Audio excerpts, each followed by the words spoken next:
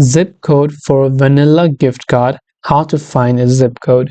So you're trying to use a vanilla gift card on some website and it's asking you for a zip code. The first essential thing that you have to understand is the vanilla gift card itself does not display a zip code, as gift cards typically don't store personal details like that. To use a vanilla gift card online, you would need to enter your own billing zip code when prompted. So if any website in any way or form does ask you to enter a zip code, in that case you have to enter your billing addresses zip code, or the shipping addresses where you're trying to get the order to, or the zip code associated with your shipping address if you're purchasing something online. So as I mentioned that, so this is a simple difference that you have to understand, that is that vanilla gift cards does not store a zip code, and if it does, in times when it does ask, you can use your billing zip code or a shipping zip code associated with your order.